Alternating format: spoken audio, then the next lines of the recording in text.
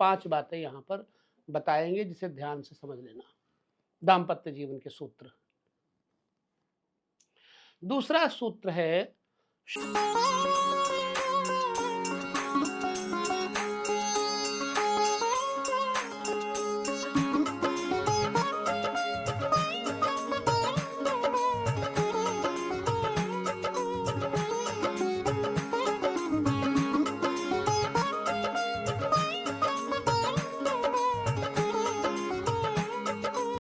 किसी व्यक्ति की जिंदगी, पुरुष हो या स्त्री, दाम्पत्य जीवन के सुख पर बहुत निर्भर करता है। अब ये कुंडली में देखना, किसी की कुंडली में, कि भाई उसको सुख मिलेगा। कोई आकर के जातक पूछता है कि मेरा दाम्पत्य जीवन जरा बताइए कैसा रहेगा। कुंवारा है और जानकारी लेना चाहता है, और तुम जानते हो तभी तो बताओगे। उसका जीवन, दाम्पत्य जीवन सुखी कब हो सकता है, यह है टॉपिक, दिमाग में घुसेड़ लेना। और छोटे छोटे टॉपिक को कहीं नोट भी कर लेना, क्योंकि ये सूत्र हैं। हम बड़ा विस्तार नहीं करते, स्पष्ट सटीक सा कुछ शब्दों में कह देते हैं। सुखी दाम्पत्य जीवन के योग कैसे होते हैं, उसके बारे में सप्तम भाव को ही मुख्य रूप से लेना है, क्योंकि सातवां घर दाम्पत्य जीवन के बारे में बताता है। किसी भी व्यक्ति के कुंडली में सप्तम भाव का स्वामी, ये हो गया सप्तम स्थान। मान लो यहाँ का स्वामी सूर्य है, मंगल है, बुध है, बृहस्पति है, कोई भी हो सकता है। अगर ये यहाँ बैठ जाए, यहाँ पर द्वितीय भाव में या फिर एकादश भाव में, 11th हाउस है, और इस अवस्था में उस जातक को विवाह के बाद एक तो धन का सुख मिलता है, आमदनी का सुख मिलता है, दाम्पत्य उसका ठीक रहता है। क्यों? अब यहाँ विचार करते हैं। लग्न से द्वितीय भाव धन भाव, कुटुंब भाव है।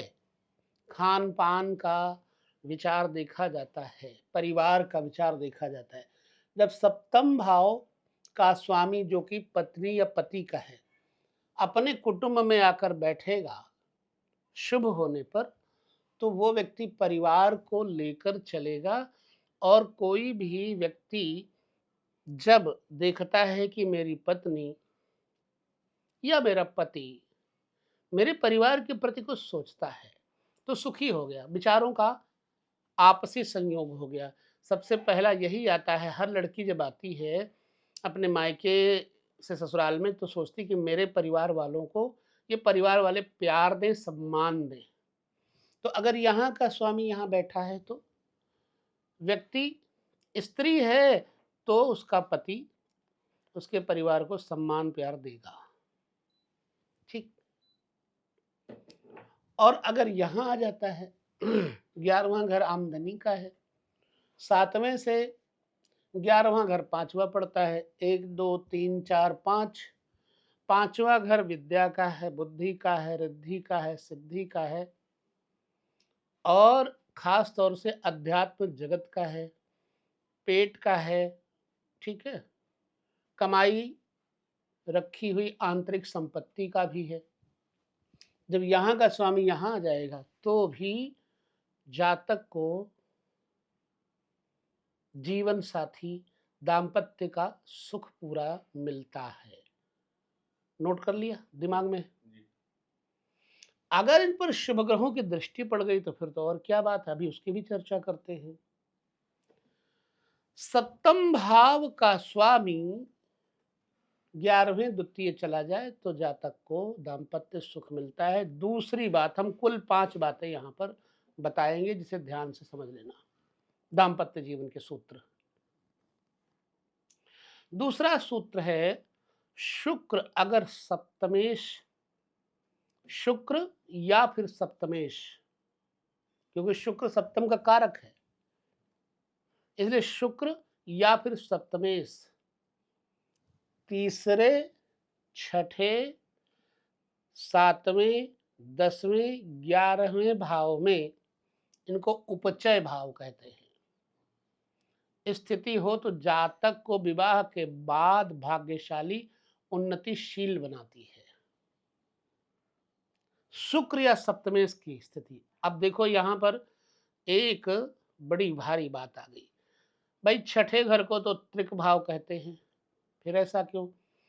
छठा घर व्यक्ति को दुखी ही करता है, ठीक, तो छठे घर के बारे में क्यों कह दिया? तो ये बता दूं, तीसरा, छठा, 11वां ये अर्थ भाव भी हैं, इकोनॉमिकल कंडीशंस को भी शुद्ध करते हैं, मजबूत करते हैं। शुक्र अथवा सप्तमेश की स्थिति तीसरे, छठे, सातवें, 10वें, 11वें में हो, तीसरे, छठे, सातवें, 10वें, 11वें में हो, तो जातक विवाह के बाद भाग्यशाली और समृद्ध होता है। प्रमाण सामने बैठा है। विवाह के बाद समुन्नत हुआ, तरक्की हुई, बहुत ज्यादा हुई। तो सूत्र प्रमाणित हो गया। देखो क्यों?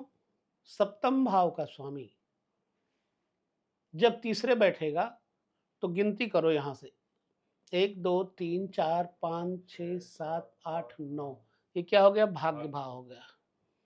इसका मतलब है कि जातक का जीवन साथी भाग्यशाली है तीसरे घर में अगर बैठा है सप्तमेश तो, या फिर शुक्र तो।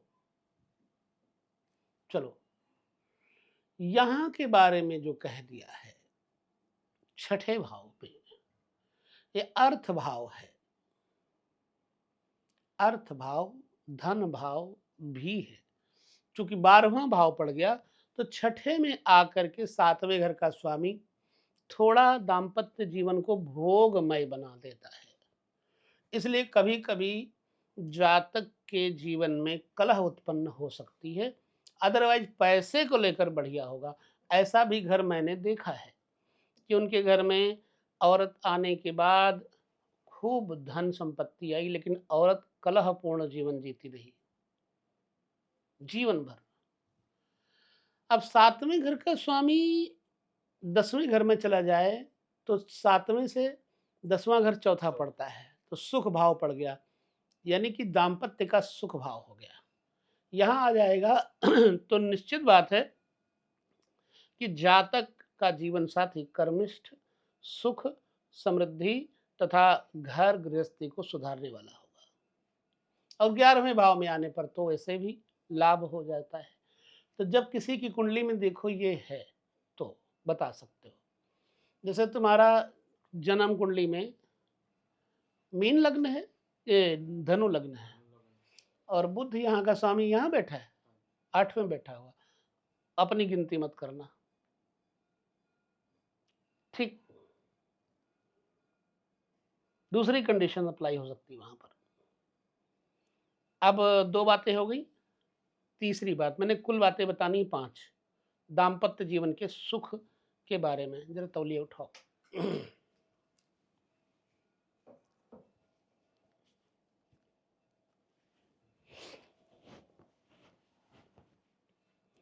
सप्तमेश, तीसरी बात, सप्तम भाव का स्वामी अगर सप्तम में बैठा है स्वगृही होकर के,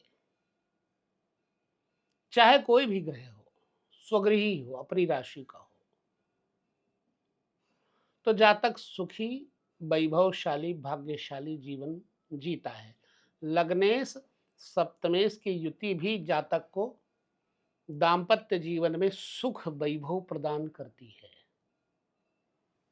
लग्न का स्वामी, सप्तम भाव का स्वामी यदि किसी का एक साथ बैठा है या दृष्टि पड़ रही है तो जातक का विवाह होने के बाद दाम्पत्य जीवन का वैभव का सुख देता है। ये हो गई तीसरी बात की संपूर्ति। चौथी बात, सप्तम भाव में मंगल शुक्र राहु की अगर युति है तो एक चीज तो पक्की है कि जातक का प्रेम विवाह संभव है। तो उसको शुक्र मंगल राहु की युति है तो जातक का प्रेम विवाह होता है। और ये मंदगामी ग्रह अगर सप्तम भाव में हो अथवा सप्तमेश से युति करे तो विवाह थोड़ा विलंब से होता है। मंदगामी ग्रह कौन से हैं? राहु 18 महीने, शनि 30 महीने, धीरे धीरे चलते हैं। तो यदि शनि राहु आदि बैठे हों तो विवाह विलंब से होता है। ठीक, ये सप्तम भाव या सप्तमेश पर शुभ ग्रह की दृष्टि अगर है, युति है, तो दाम्पत्य जीवन सुखमय रहता है। 4 बातें हो गई, समझ में आया या नहीं? पांचवी बात, पांचवा पॉइंट है, हमने इस टॉपिक में 5 चीजें ली हैं। शुक्र से सप्तम घर पर शुभ ग्रहों की दृष्टि हो, जहां भी शुक्र बैठा है उसके सप्तम घर पे शुभ ग्रह की दृष्टि हो या फिर शुभ ग्रह की युति हो। शुक्र से सप्तम भाव द्वारा भी दाम्पत्य जीवन का सुख का विचार किया जाता है। तो यदि शुक्र से सप्तम घर में शुभ ग्रह की युति या दृष्टि होगी तो जाहिर सी बात है कि व्यक्ति को सुख वैभव प्रदान करेगी। लग्नेश, धनेश तथा सप्तमेश, लग्नेश धनेश सप्तमेश, लग्न द्वितीय और सप्तम भाव का स्वामी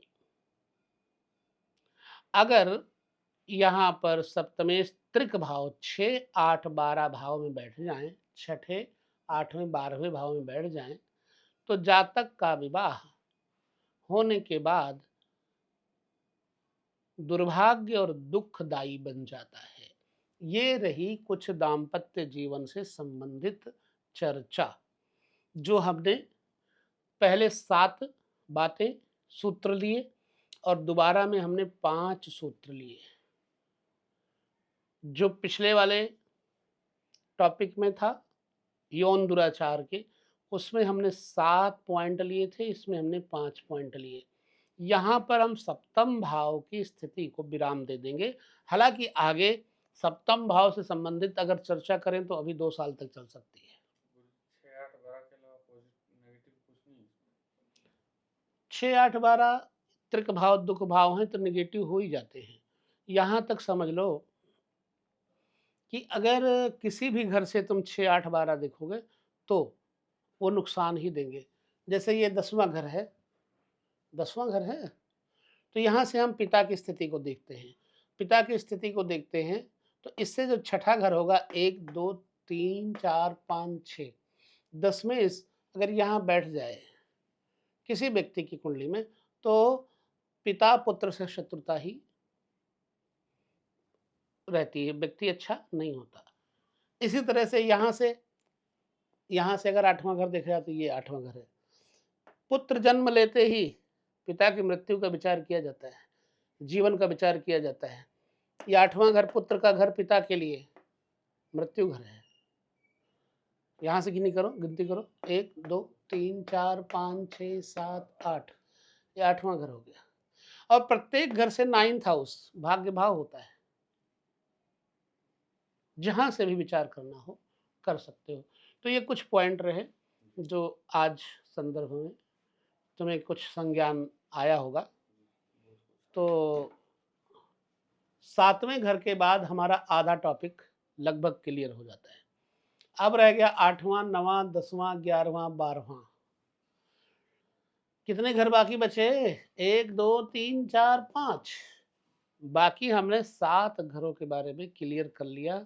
यहां तक आदमी की जिंदगी आधी से ज्यादा बीत चुकी होती है, समझे? 10, 20, 30, 40, 50, 60, 70, बस इससे आगे फिर वो मौत का दिन देखे।